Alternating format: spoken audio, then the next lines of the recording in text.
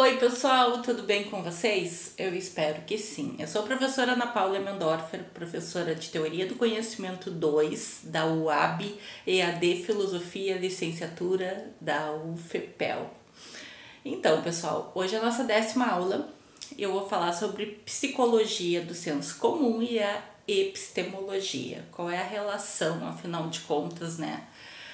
Desses ditos populares, desses dizeres que a gente ouve de geração em geração na nossa família, nossos tios, nossas tias principalmente, mãe, vó, vizinhas. E afinal de contas, da onde vem tanto conhecimento popular? Como vocês sabem, na teoria do conhecimento 1 eu falei sobre os tipos de conhecimento. Um dos conhecimentos é o senso comum. O senso comum é baseado na opinião, ou doxa, que a gente fala, de acordo com o termo em grego, que no caso, se contrapõe à episteme, que é o conhecimento, né? Então, o senso comum já existe há muitos e muitos milênios, pessoal, desde que o mundo é mundo. Desde que o mundo é mundo, que as pessoas conseguiram começar a se reunir, começaram a se comunicar, e isso é tempo, já começou a haver aquelas formas das pessoas quererem se expressarem de um modo assim, como que nós podemos curar uma enfermidade, que na época nem dava para dizer que era enfermidade, mas daqui a pouco um mal-estar qualquer. Como que a gente pode observar quando chove e quando não chove? E aí? Quando será que surgiu tudo isso? Bom, quando eu não posso dizer para vocês, mas eu posso dizer que o senso comum, assim como eu já comentei aqui do telefone sem fio, lembram? É um grande telefone sem fio. E muitos dizeres do senso comum são inclusive de filósofos, tais como uma única andorinha não faz verão, de Aristóteles, que foi colocado na sua Ética Nicômaco. O inferno são os outros, de Sartre, entre outros ditados populares. Mas aí que tá. Com o tempo, ou um que eu gosto muito, que é o que não me mata me fortalece, que no populacho a gente fala o que não mata engorda. Bom pessoal, eu gosto bastante dos ditados populares ditos pelos filósofos, porque na realidade, ou pelas filósofas, né? Na realidade esses ditados nos aproximam bastante, no caso, como eu vou dizer para vocês, a filosofia pop, a filosofia popular, da filosofia, digamos assim, mais como um tipo de conhecimento que é próxima da ciência, que analisa a ciência, mesmo não sendo uma ciência propriamente dita. Aquele chazinho de limão com alho, diz a minha avó, dizia, que era bom para gripe, que era bom para qualquer tipo de resfriado. O mel é bom para garganta e assim por diante. Um chazinho de boldo tem o seu valor, né?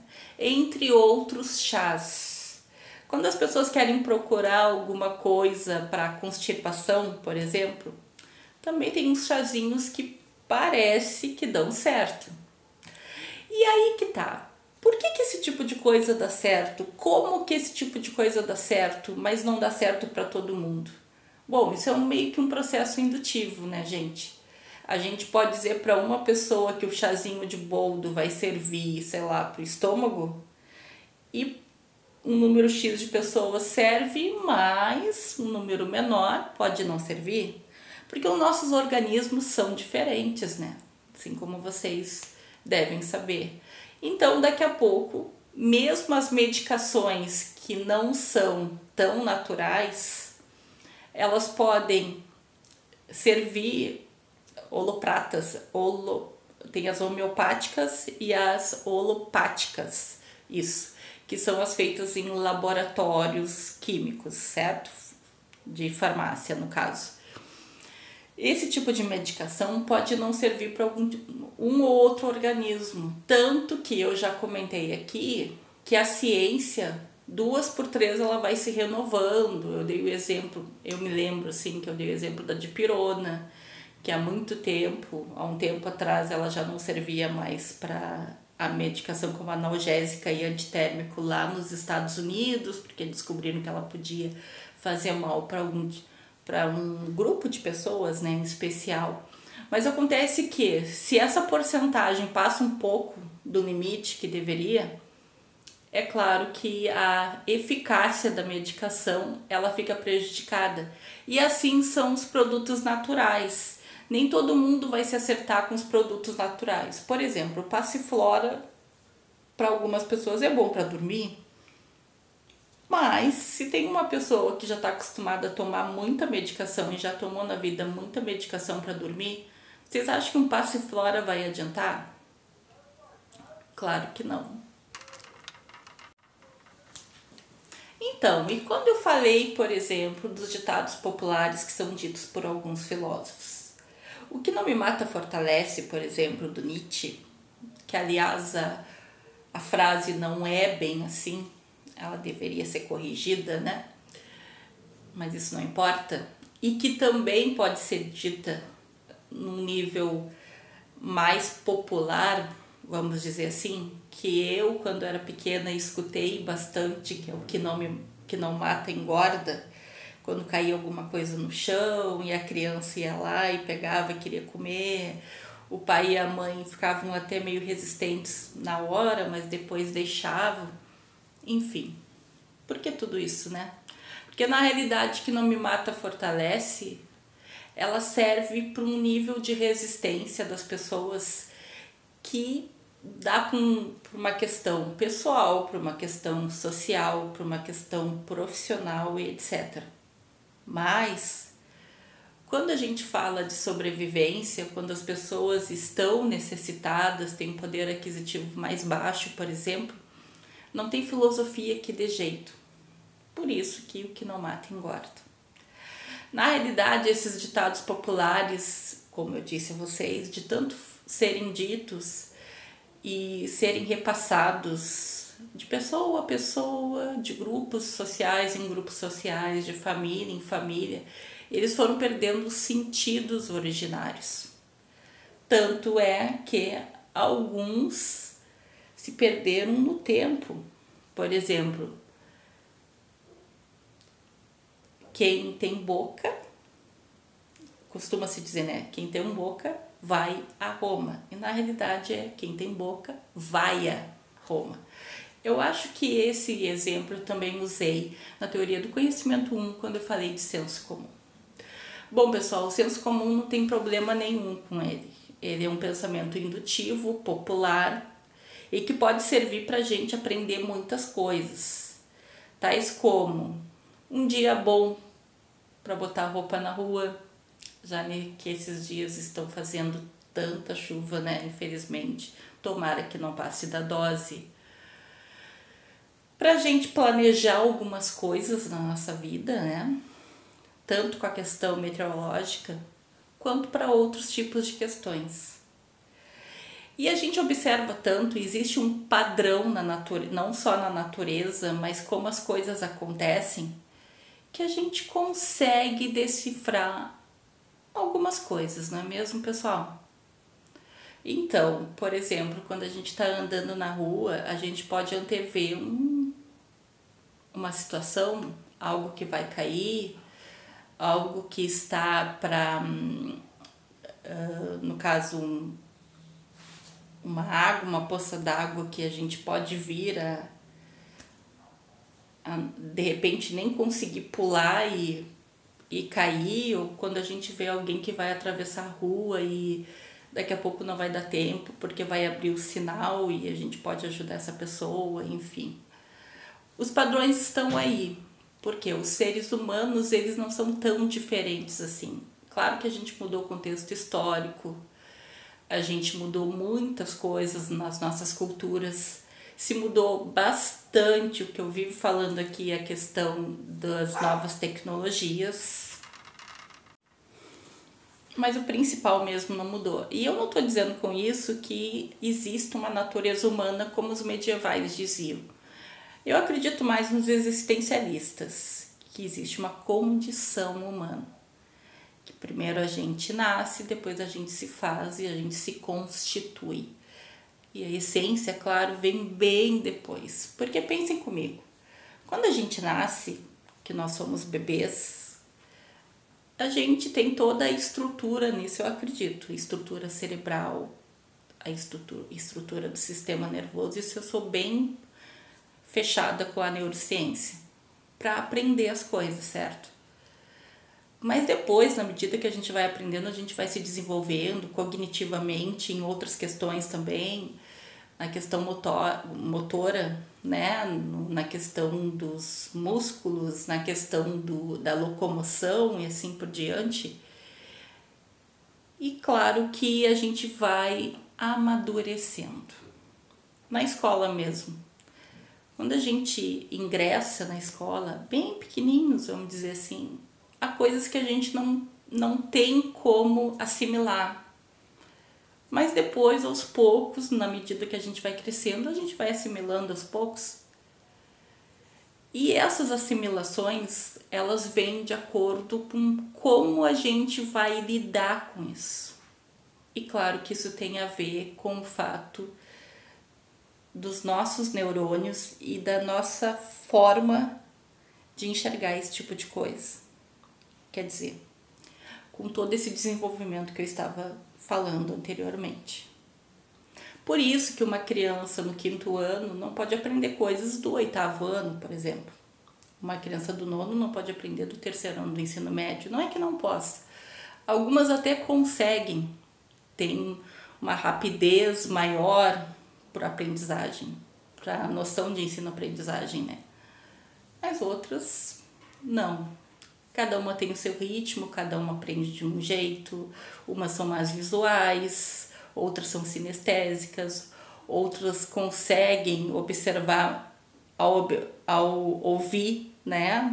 Na audição elas conseguem gravar, outras têm que anotar tudo, outras aprendem melhor quando tem imagens vinculadas, isso mesmo, imagens vinculadas e assim por diante.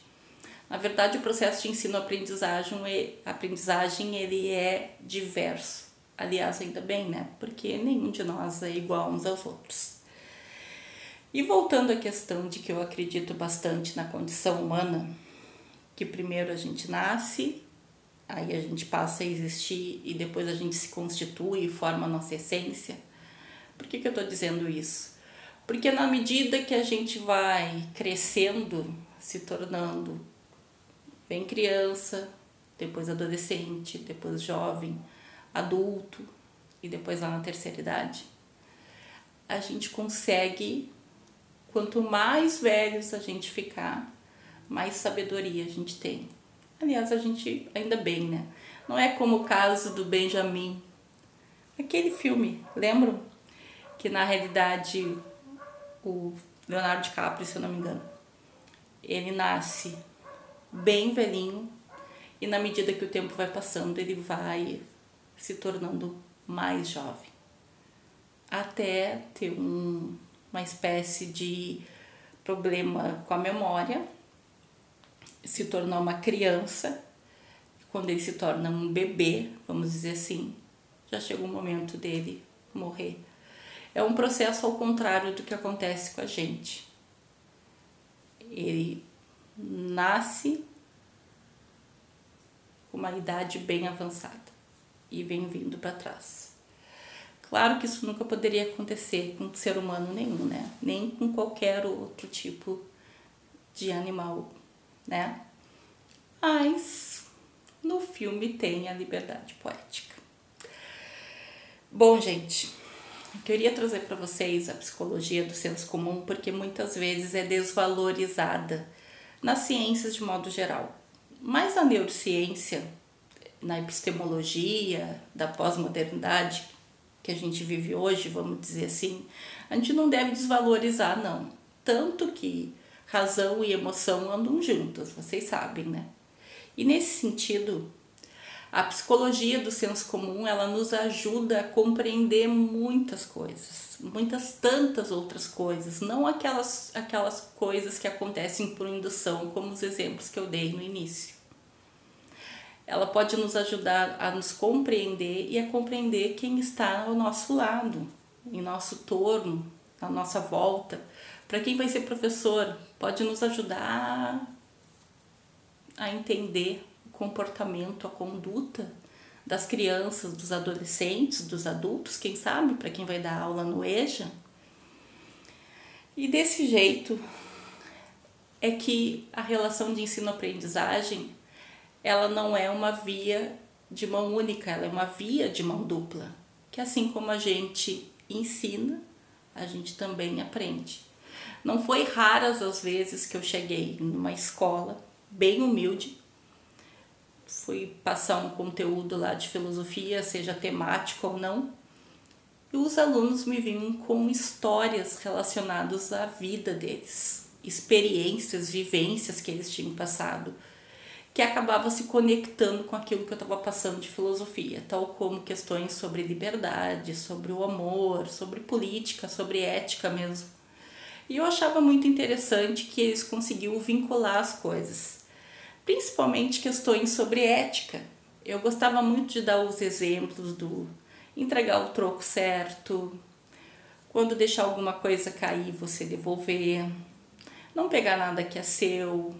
Quando você sujar a sala, eu mesma pegava a vassoura e limpava. Isso estimulava que eles fizessem a mesma coisa. Cumprimentar as pessoas nos mais diversos lugares que eles chegavam. O pessoal da escola, que não necessariamente eram professores, outros funcionários terceirizados, que eu quero dizer. Isso é educação, gente. Isso é gentileza. Como já se diz no ditado popular, né? Gentileza gera gentileza. Então, o senso comum, ele só tem que ter cuidado quando existe algum tipo de manipulação na mensagem que está sendo dita. Quando algumas pessoas de má fé tentam se aproveitar desses tipos de elementos para persuadir outras pessoas, para subjugar outras pessoas. Isso que a gente tem que ter cuidado. Fora isso, a gente convive muito bem com o senso comum. Aliás, o senso comum acaba sendo um termo balizador para o conhecimento. Não é à toa que todos os filósofos, desde lá da antiguidade, isso eu estou falando no nível ocidental, eles têm buscado explicações para o mundo, para o surgimento do mundo, para as relações sociais, para as relações éticas, para a conduta do ser humano, para os costumes, os hábitos, a política, entre outros eixos temáticos da filosofia. As pessoas há muito tempo buscam o conhecimento, seja da maneira que for, seja de forma simples, cotidiano, como senso comum, seja de uma forma filosófica, vamos dizer, primeiro bem preliminar, depois mais apurada, mais especulativa, teórica e até prática, e vai, né, entrando na área científica, como a gente já tem comentado aqui nas aulas. Bom, pessoal, então hoje a nossa aula seria isso, tá? Espero que vocês tenham gostado. Essa já é a segunda aula, a nona também, né? Foi assim que eu falei sobre os memes, que traz uns elementos mais comuns, vamos dizer assim, mas que são muito importantes para se compreender também o fazer filosófico. Porque o fazer filosófico, gente, ele não lida só com léxico, com termos técnicos. Não, o fazer filosófico ele pode ser feito todos os dias. E por incrível que pareça, conheço pessoas muito mais sábias do que muito professor que eu já tive. Tá bom? Por hoje é isso, então, bye!